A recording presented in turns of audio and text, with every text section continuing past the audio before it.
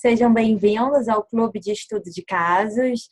Aqui a proposta é fazer o aprendizado baseado em casos. Hoje a gente vai discutir um caso clássico de perda de peso e reeducação alimentar. Então, nesse caso de hoje, a gente vai discutir todo o passo a passo de como foi a consulta, de como foi o plano de atendimento dessa paciente, e onde eu não prescrevi, eu não fiz um cálculo detalhado da dieta dela, tá? Então, eu vou explicar um pouquinho para vocês como que foi o andamento, por onde a gente deve começar, o que a gente deve suplementar e como a gente deve planejar o tratamento de uma paciente que deseja perder peso e fazer reeducação alimentar. Vamos lá? Então, vou abrir o caso da paciente. Então, é uma paciente com... Deixa eu só aumentar aqui para vocês conseguirem ler bem. Com 33 anos, ela procura acompanhamento nutricional com o objetivo de perda de peso e evitar o efeito sanfona e ter mais saúde. Ela quer fazer o processo de reeducação alimentar. Ela relata fazer exercício físico 4 vezes por semana, musculação e aeróbio. Ingere bastante bebida alcoólica, tem um grau de estresse bem alto. Ela trabalha numa empresa de grande porte e relata ter um sono bom nessa primeira consulta. Já fez várias dietas, tá? Acha super difícil tirar carboidrato do plano alimentar. Ela mora sozinha, gosta de cozinhar e engordou 14 quilos nos últimos 12 meses. E ela atribui esse aumento de peso a menos exercício e mais viagens, que aconteceu no ano de 2016. Relata ser uma comedora emocional, come porque está triste, come porque está sozinha. Relata comer fazendo outras coisas também. Diz que tem um pouco de compulsão, come uma panela gigante de pipoca e come mesmo sem fome. Algumas queixas gerais de gastrite, de colesterol alto, de hipotiroidismo, ganho de peso, como eu já informei. Diz que o peso flutua, tem queixas ainda de artrite, dores musculares, dores articulares, relata alergias ambientais, cansaço, ansiedade, TPM, gases e distensão abdominal. Então, vocês veem uma menina de 33 anos, quantas queixas ela tem. E ela chega no consultório com o objetivo de perda de peso, mas você vê que tem vários outros fatores que vão precisar de ser trabalhados em consulta, que não são os objetivos principais, os objetivos iniciais dela. Tá? Ela chega no consultório usando Victoza, glifagem, então para controle da glicose, vitamina D, ômega 3, citalopram, em desmame, Puran T4, rhodiola rósea e L-teanina, tá? Para manejo de estresse, controle do sono, enfim. Ela já recebeu, todos esses medicamentos são prescritos pelo endócrino e pelo clínico, tá? Tem uma pergunta do meu questionário que é o grau de motivação, grau de comprometimento para a entrada no processo de reeducação alimentar. E ela refere 10 de motivação em realizar o acompanhamento nutricional. E diz ainda que gostaria de aumentar a carga de exercício. Então, as queixas são várias, a gente não pode ter uma forte questão comportamental, esse aumento de peso em pouco tempo, e várias queixas que a maioria dessas queixas gerais, elas estão relacionadas sim ao excesso de peso, tá? Então, é uma paciente que relata comer pão sem glúten no café da manhã, cottage e fruta. No almoço, ela leva comida, então tem uma quinoa mista com frango, alface, tomate. Não gosta de legumes e verduras cozidas, tá? Apenas crus. Come biscoito à tarde, diz que não é muito do doce. Tem um peso de 85 quilos, 1,63 m, circunferência do braço de 37 centímetros e circunferência da cintura de 96. Tá? Os exames bioquímicos mostrando um colesterol de 252, um colesterol tocado, né? Um LDL já de hipercolesterolemia, aqui isolado, é o único fator que estava alto. No fibrinogênio alto também. Tá? Então, com base nesse caso, caso de perda de peso, reeducação alimentar, uma pessoa que já faz exercício físico, já fez muitas dietas, não gosta de tirar carboidrato do plano alimentar, tem uma questão comportamental importante e tem alterações lipídicas, sanguíneas, tá? E muito motivada. Vamos lá, o que eu propus para ela? Só para vocês entenderem aqui a planilha da paciente, né? Então, é uma paciente que vocês já conhecem aqui, é o cadastro, a fichinha de cadastro que a paciente preenche em casa. Então, os objetivos para consulta, como que ela pode ajudar, de onde que ela veio, né? Quantas refeições consome por dia, o que ela come no final de semana, tem uma questão de bebida alcoólica, como eu falei, também importante. Pouco tempo para preparar os alimentos, né? Não come legumes e verduras cruas, tem uma restrição importante. Enfim, todas aquelas questões que eu resumi para vocês no arquivo de Word, eu tirei desse questionáriozinho que ela foi me respondendo, tá? Ela diz, tá vendo, que ela quer sim voltar para yoga, ela tem interesse em fazer mais exercício, quer voltar para yoga.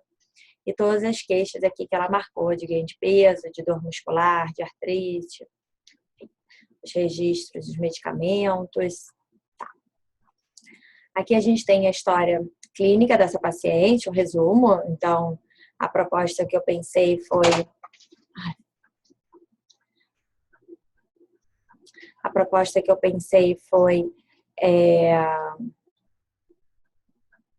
melhorar o hábito alimentar, dar receitas, como ela me pediu, de legumes e verduras para provar, trabalhar toda a questão da compulsão, ter ideias para variar o cardápio e sugerir para essa paciente 6 consultas em 3 meses para poder trabalhar todas as questões mesmo comportamentais.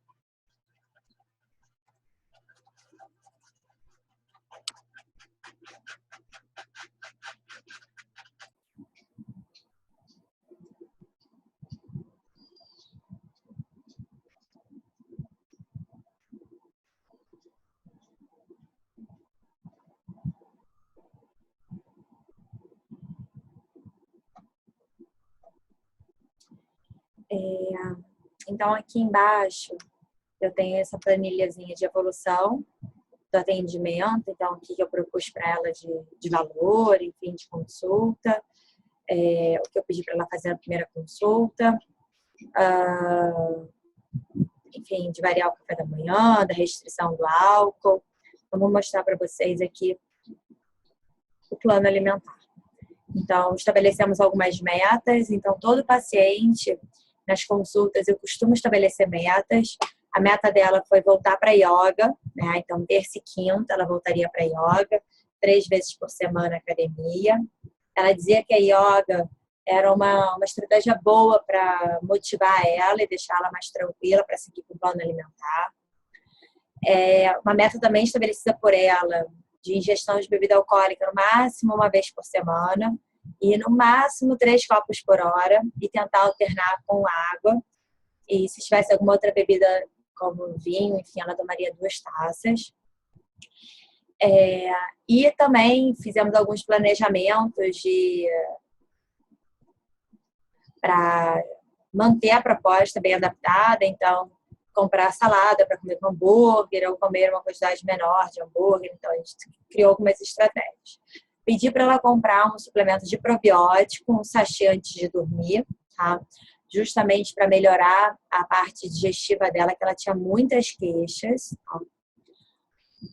Trabalhando aqui um pouco da questão comportamental, eu pedi para quando desse mais ansiedade nela e quando antes ela atacar o alimento que fosse, para que ela tentasse se distrair, né? Então, mudar o ambiente, assistir um filme de comédia ou assistir um vídeo no YouTube ou buscar um apoio, se era isso que ela precisava, conversar com alguém, mandar um e-mail para mim, entrar enfim, falar com um mentor espiritual, se é que essa pessoa, né, existe para ela, lidar com o sentimento, escrever o que ela está pensando no diário, o que ela está sentindo, para realmente trabalhar e não deixar a parte emocional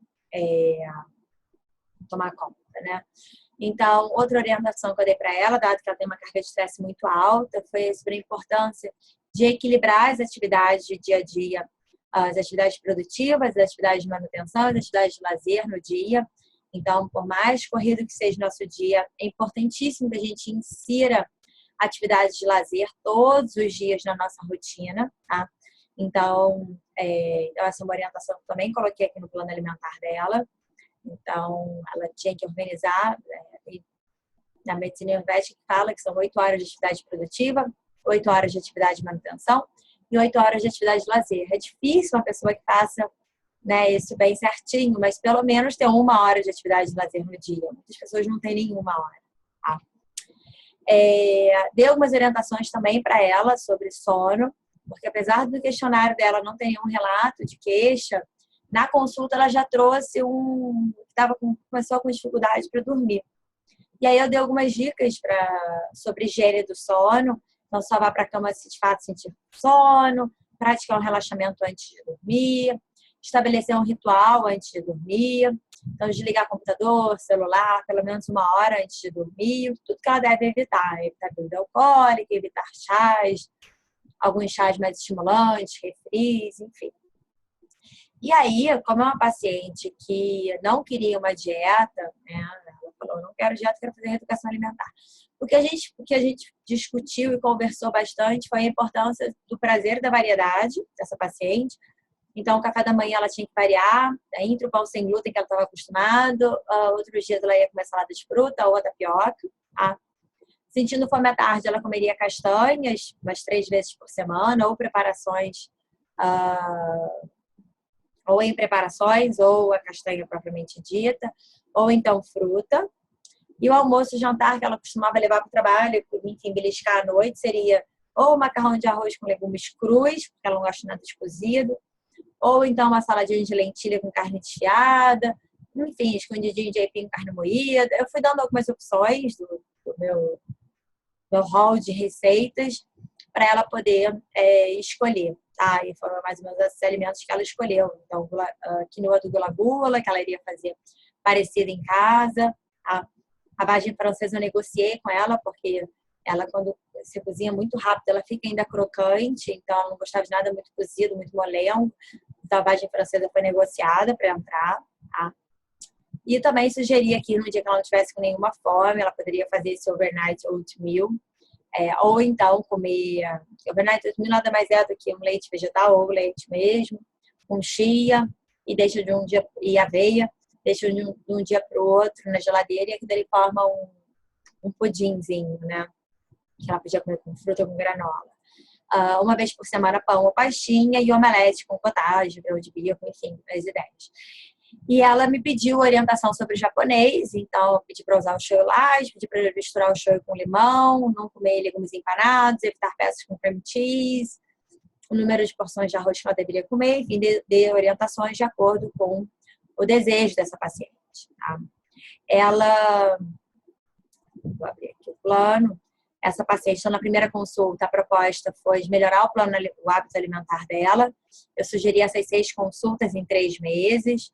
Como eu falei, estabelecemos metas de voltar para yoga, meta de álcool, suplementação, trabalhamos a questão do comportamento, com orientação sobre controle de ansiedade, também orientação sobre manejo de estresse, orientação sobre o que comer no japonês. Eu não dei dieta, dei uma ideia do que ela poderia comer. Tá?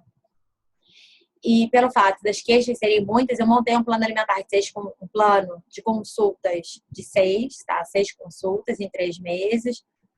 E aí, na segunda consulta, a proposta foi de avaliar o plano alimentar e a escala de fome. Nessa consulta, ela já tinha perdido 2,7 kg em menos de um mês, tá? Depois, eu conversei um pouco sobre as faces da pirâmide. E ela perdeu aqui 5 kg e 9 centímetros. E depois ainda tinha algumas consultas ainda sobre o comer intuitivo, justamente para melhorar esse comer comportamental dela, né? Como que ela melhora o planejamento, como que ela maneja melhor o estresse, enfim. Na quinta consulta, a ideia era avaliar como está a qualidade da alimentação, comparar com o Daily Dose, comparar com o MyPlate, comparar com as recomendações Dash, enfim, comparar com uma recomendação para avaliar essa qualidade do que ela tem comido hoje. E, por último, recapitular as conquistas, os aprendizados e manejo de recaída. Então, você vê aqui um plano de 6 consultas, Claro que, dependendo de como essa paciente chegava, eu modificava um pouco essa proposta, mas fica fácil da gente orientar esse paciente quando ele volta no consultório, quando eu tenho um plano de atendimento para ele. Tá? Deixa eu só mostrar aqui para vocês um outro plano dela.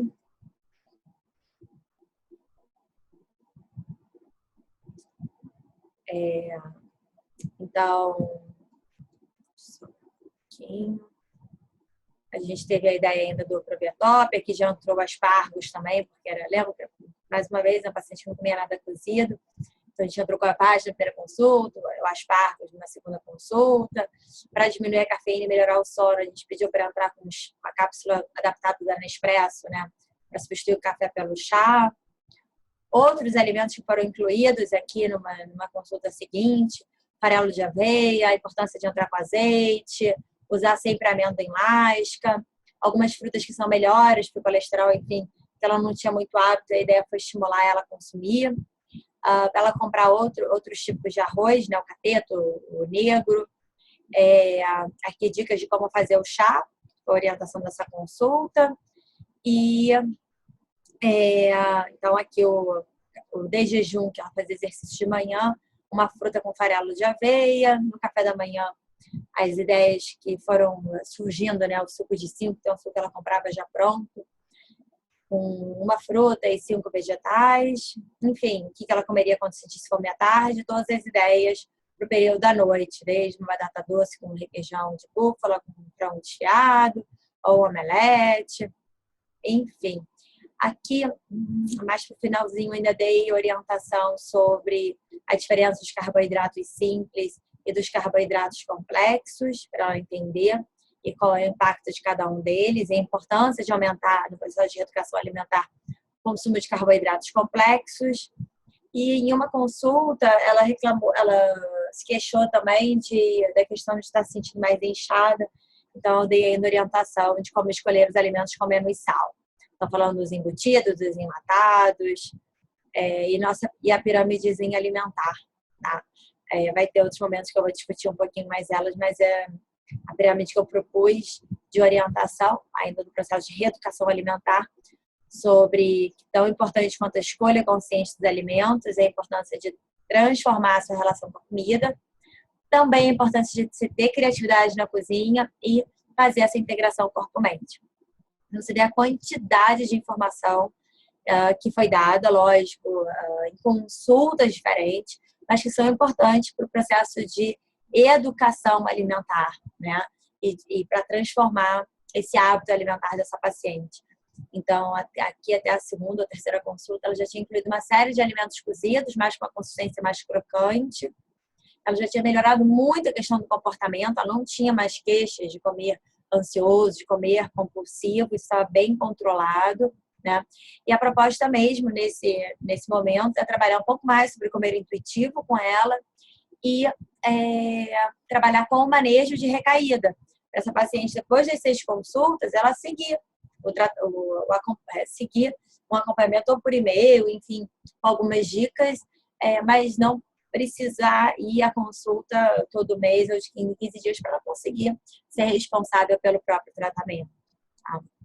Então, voltando aqui ao plano dela, então vocês veem quão complexo é o caso. Em cada uma das consultas, a gente visa, de objetiva, trabalhar um desses fatores. Então, a reeducação alimentar é predominante, mas tem esse problema das dietas, que ela já fez várias dietas. Então, cuidado para prescrever uma dieta muito restrita para essa paciente, porque corre risco dela não voltar na sua segunda consulta.